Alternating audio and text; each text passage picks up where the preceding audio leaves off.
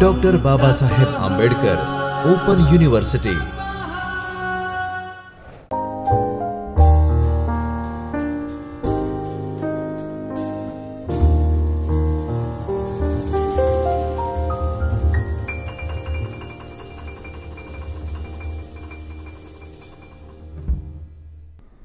Hello friends, Namaskar. I, Dr. Jaini Shah, Assistant Professor of English from Dr. Babasaheb Ambedkar Open University, heartily welcome you all to this video lecture that the university is conducting for the new course of BA in English. Today, I am going to talk about Emily Dickinson and her very interesting short poem, but very intriguing as well as interesting poem, which is called Because I Could Not Stop for Death. So let us begin, and here, as you can see, is a portrait of Dickinson. On the left, she is an American poet, and she was born in the year 1830 and she passed away in the year 1886. And on the right hand side of the slide is the cover page. It's the front of the poem that we are going to deal with today, that is Because I Could Not Stop for Death. It's a dark image, so dark colors, gray color, and the image signifies that the theme of the poem is regarding death and the afterlife. So this is about the first slide. Now we shall move further and we shall know a little bit about who was Emily Dickinson. So Dickinson, as I said, she was born in America, Massachusetts, United States of America, in the year 1830. Now, as an adolescent in her teen years, she was regarded as a reluctant person. She self-isolated herself, and she was also regarded as an eccentric by locals. She did not like socializing, she did not like meeting and greeting people, and she was also considered eccentric as in having a strange and a typical behavior which is not considered as an usual, commonly acceptable behavior by the society. So that was the kind of personality that Dickinson had. But work-wise, her poetries are of highest intellectual merit, and that you will come to know when we talk about the poetry. Now, she had a penchant for white clothing and correspondence.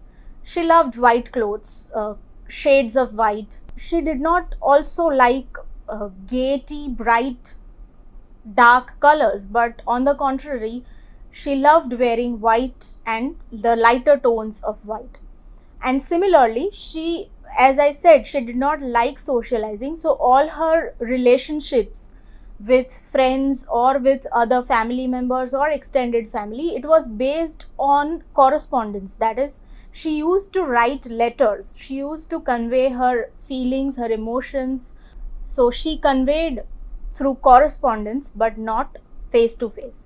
And it is even recorded in her biography that it is claimed that she has written as many as 300 letters to her sister-in-law. So you can imagine the kind of personality Emily Dickinson was.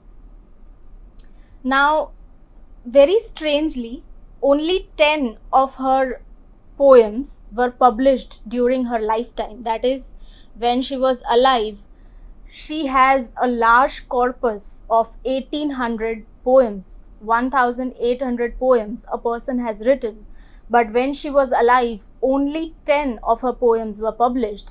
All the other poems were published posthumously, that is, after she died. So this is about her, a little bit of biography. Now coming to her poems, generally her poems were short. They contained short lines. Her poems often used slant rhyme as well as unconventional capitalization and punctuation. So certain words were capitalized, certain places had punctuations where normally you do not find, but it was her style, right? And she used slant rhyme. Now what is slant rhyme? The words rhyme based on identical consonants and different vowel sounds. So here I have given you examples. For example, worm and swarm. So she would use these kind of words together to create a slant rhyme. That is, in worm and swarm, you can see the vowel sound has changed, O and A, whereas the consonants W and M have remained the same. Similarly, in the words bad and het, grown and moon. So vowel sounds remain the same, consonants change, and many a times it was vice versa. So her rhyme was also different than other poets. And due to all this, the style of writing, due to all this, her poems were considered unconventional, that is, not as per the standard norms that was acceptable at that point of time. And that may have been a reason. And her personality, her nature of being alone, of not socializing, of not mixing, of not amalgamating, of not with the society, may have been the reasons that instead of having so many of poems to her credit, only 10 of her poems were published during her lifetime and rest were published later on.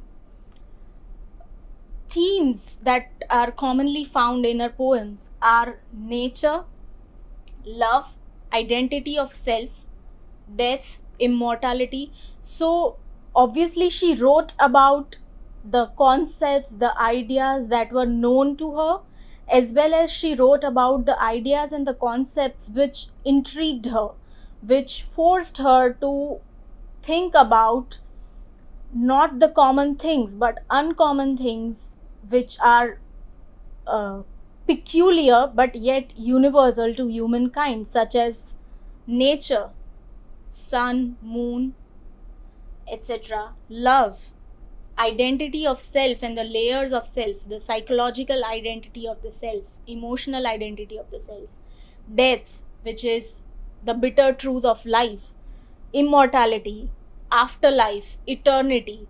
These are the themes that she explored in her poems. Now quickly coming on to her works, she was a poet, so all her works are poems, and 7 volumes of poetry have been published posthumously from the years 1890 to 1945, and manuscript books, that is, she used to write her poems with pen, so the exact manuscript has also been published posthumously in the year 1981, almost we can say after a century of her death. Then the other 2 texts which are commonly found nowadays are variorum editions. 2 variorum editions have been published. Now what are they? Variorum is a collection of all known variants of a text. So Emily Dickinson wrote her poems which were untitled, had hyphens, unconventional pattern. Now those poems were edited, and another version of her poems has also been published. And variorum are those texts which had original as well as the edited version. So all the versions of the poem have been included in that. So Thomas H. Johnson's variorum edition was published in 1955, which collected all the works of Emily Dickinson, and another version in the year 1998, R.W. Franklin.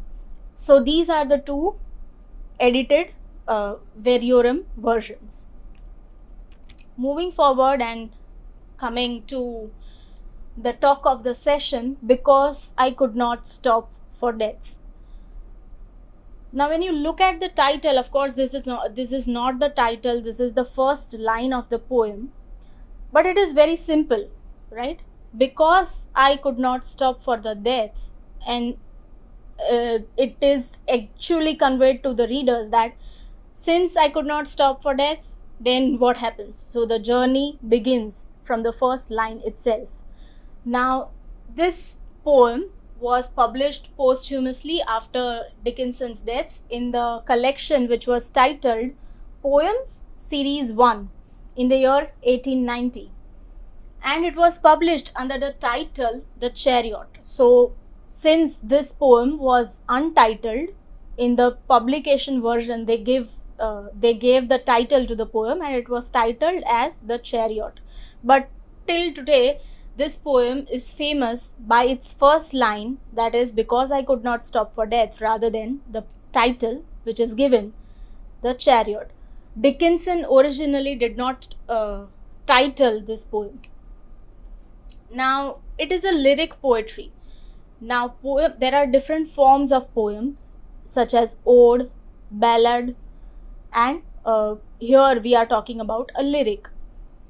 So what is lyric? A lyric is a formal type of poetry which expresses personal emotions or feelings regarding a particular topic, and it is spoken in the first person, and it is a formal type of poetry where the speaker it is not necessary that the speaker is the poet, but a speaker who talks about his or her emotions and feelings regarding a topic.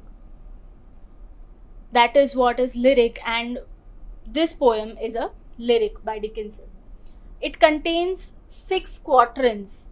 Quatrains are stanzas of 4 lines. So this poem has 6 4-lined stanzas with the meter which is a mix of iambic tetrameter and iambic trimeter.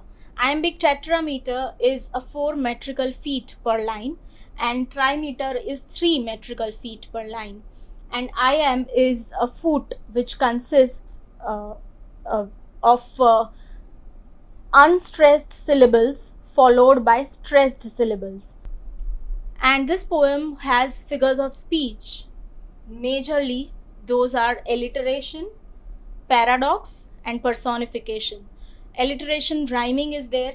Paradox, seemingly opposite ideas, but in due to closer investigation you find that they are true. They are not opposite, but they provide meaning to each other. They are extensions of meaning of each other. And personification, abstract concept or idea is personified, is given a human character. So here death is personified. Now coming to the poem itself, you can have a look. Because I could not stop for death, he kindly stopped for me. The carriage held but just ourselves and immortality. We slowly drove, he knew no haste, and I had put away my labor and my leisure too, for his civility. Now if you consider, this poem is very simply written, but yet it conveys a deeper meaning. Look at the words, they are not difficult to understand, right? And look at the flow, it is very consistent and yet gives a new idea with each line of the stanza. We passed the school where children strove at recess in the ring. We passed the fields of gazing grain. We passed the setting sun. Or rather, he passed us. The dews drew, quivering and chill. For only gossamer my gown, my tippet only tulle.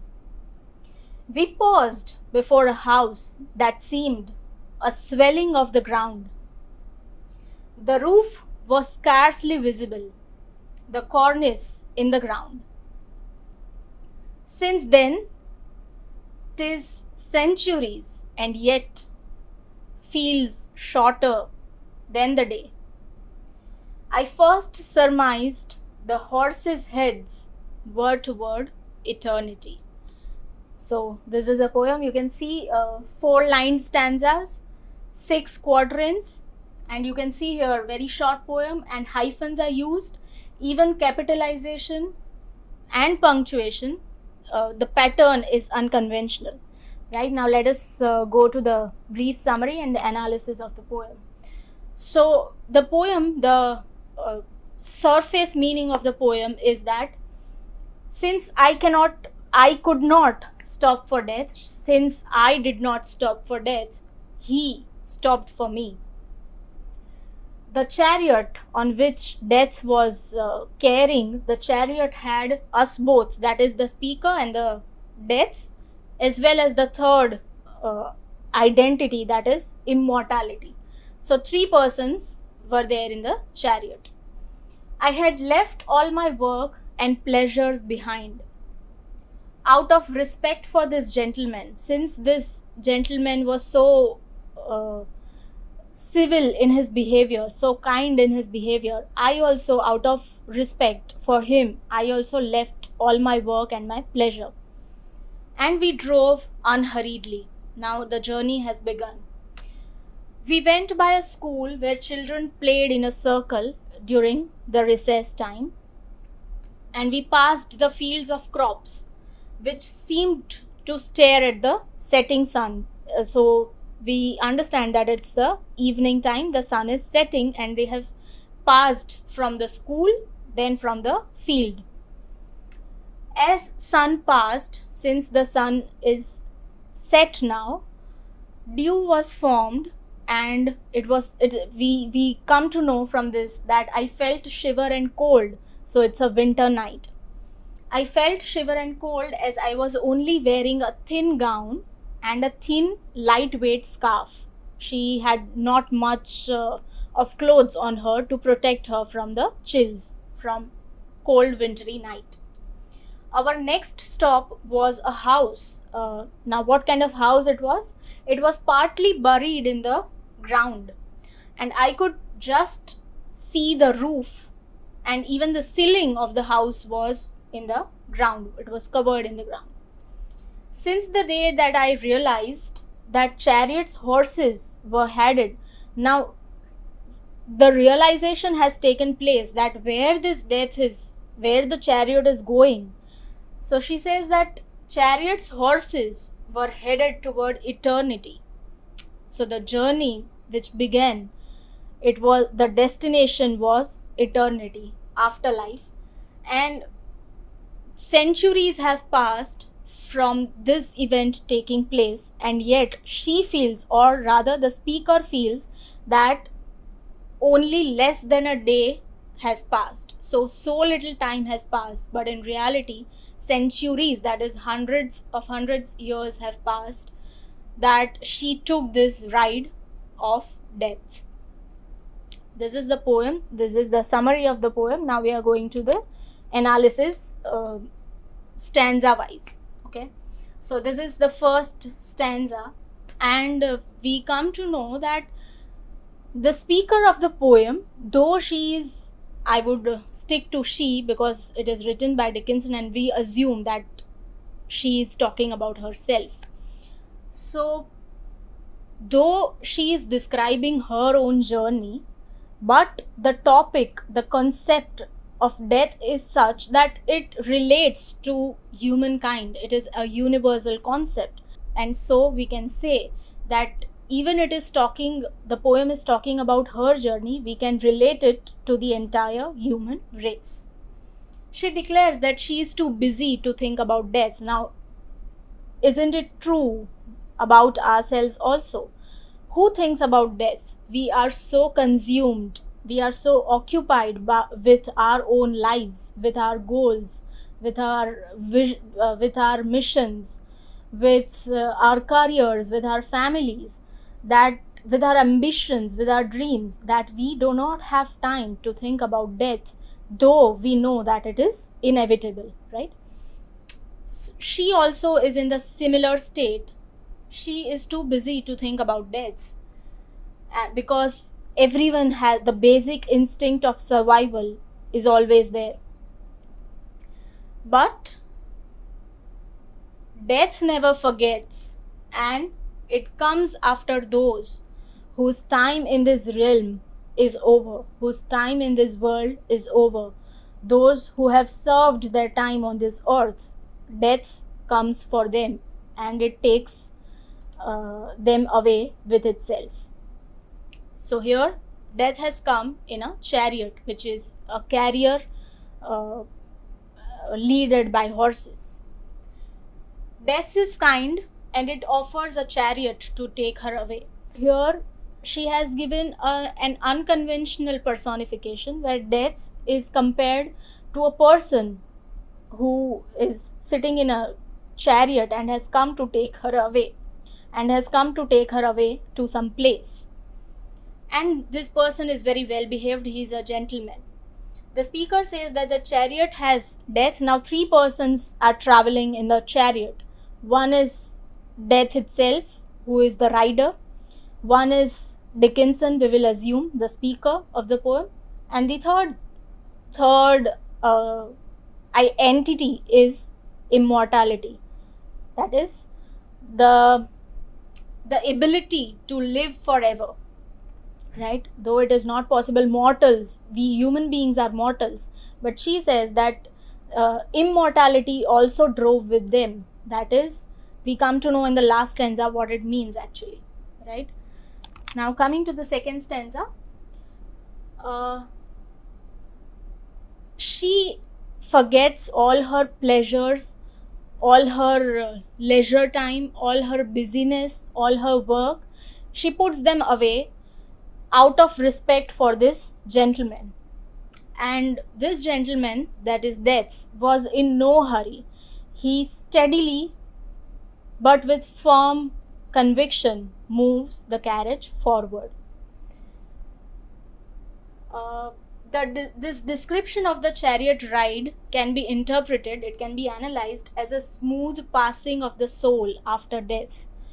It was not in a hurry, and it was passing with firm conviction, slowly. It signifies not the journey of a person, but the journey of a soul, which is going towards death. It signifies that the person has left the world without any struggle or pain, which is happening in this case. Now we come to the third stanza. Now the journey description is there. They pass through various places. The chariot passes through the school where children are playing.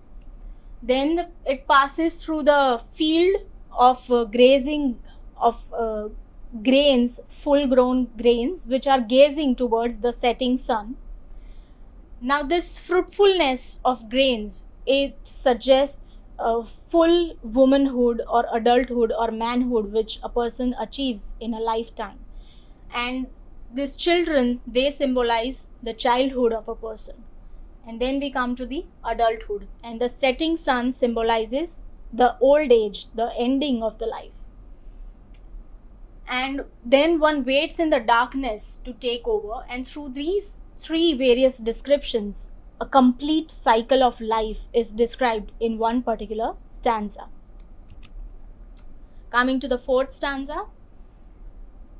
Now in the third stanza, last line, she writes that we pass through sun, but then she changes in the fourth stanza, first line, she says rather sun passed us, right? Speaker feels that they didn't pass over, but it was the sun who crossed them. It symbolizes that the speaker is resting somewhere, and it is her soul who is watching the sun pass. It is the soul who is watching the sun set. Rather than they crossing the sun, it is the sun which has passed them. Then there is the realization of shiver and cold due to her gossamer gown, white gown, which is very thin, and lightweight scarf, tulle, which is made of tulle. Now this description of her clothes suggests that it is appropriate for the occasion. The occasion is of taking a ride in a death's chariot. So the clothes also are very appropriate to the theme that she is talking about. So this is what the fourth stanza is. And she's feeling cold and shivering. That is, it suggests that something very dark is happening, and she's feeling very cold about it because her clothes are appropriate for the last journey that a person takes, that is towards death, towards eternity. Stanza 5. After they have passed through these places, the chariot stops. It has come to its destination. The chariot pauses at a house-like structure. Now, what is this structure? It looks like a swelling on the ground. The roof was scarcely visible, and the ceiling too was in the ground. So the ceiling, the roof was also in the ground, and it was what we can say, it looked like a swelling on the ground. So it was so low on the ground. This tells us that she does not use the word grave, but the description of the house-like structure and the journey tells us that she has reached to her grave. The speaker's grave is the place where she rests and watches the world eternally. The journey of the speaker after witnessing the different marvels, setting sun, witnessing the chill winds, witnessing the cold, witnessing the children playing, gazing rain, all of that is happening, and now everything comes to a pause in the grave. This indicates that there is an afterlife for her, for human race, and she must continue her journey forward. So this is fifth stanza. Now coming to the last stanza of the poem, she says that it has been centuries that she has taken this ride. Although it was so many years ago, she feels this memory as fresh as it has happened on that very day. Only a day has passed, but actually hundreds years have passed. She believes that it is the day she died when the horses of the chariot were pointing her towards eternity. Now this ride which had begun, it was meant for eternity. It was meant for afterlife. It is the reason for the inclusion of immortality in the first stanza. Remember, 3 people took the chariot: death, the speaker of the poem, and immortality. As death, though appears to be a gentleman, apprehends the soul for eternity, and one has to journey through without any respite. So though the death is a gentleman, but he apprehends with firm conviction, he captures the soul, and the soul has no option but to obey the calling of the death and go with it. And death also takes immortality along in the ride, because human beings are mortal, they cannot be immortal. They have, since they took birth, they have to die. So this is what the concept of the poem, because I could not stop for death. Now lastly, to share some of the thoughts with you, that this poem deals with subjects such as death, time, the moving of the journey, eternity, and Emily Dickinson deals with them in a simple manner, and the way the death is personified and the whole treatment of the poem is unconventional, right? And her poems are honest, penetrative, intriguing, which forces a person to think about matters beyond life, and psychologically they are stimulating, they are precise, and a great deal of adventure is also included in her very short piece of poems, right? So this is what Dickinson's poems are about.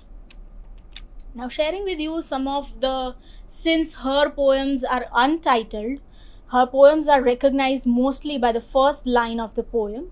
So here are some of the first lines, some of the poems which she wrote, which are very famous, which you can look up, you can read, since they are very short, very easy, you will understand. But it forces you to think regarding the talk that she is making in the poem. So the first lines are, a bird came down the walk. Hope is the thing with feathers. I am nobody. Who are you? I taste a liquor never brewed. Success is counted sweetest. There is a pain so utter. Tell all the truth, but tell it slant. Right? Just look at the first lines and you will come to know what kind of personality, what kind of poet Emily Dickinson was. She touched the topics such as hope, identity, success, pain that a human being feels, concept of truths, and how to tell a truth. So these are her poems, her genre, we can say, her forte, her style of writing. Now here are some of the questions to check your progress very quickly. Write in brief about Emily Dickinson. From this session, you can answer all these questions. Write in brief about the theme of the poem, what the poem talks about. Analyze each stanza of the poem, all the 6 stanzas. What is the tone of the poem? What kind of tone that the speaker has used in this poem? And enlist some of the notable poems of Emily Dickinson. Don't use the similar ones. Find other works. There are 1800 poems that Dickinson has written. Right, now here are some of the references that you can look up and that I have used in making of this lecture for you all. And this is it. Thank you. Thank you for watching this video, friends. Goodbye. See you around next time. Thank you. स्वाध्यायः परमं तपः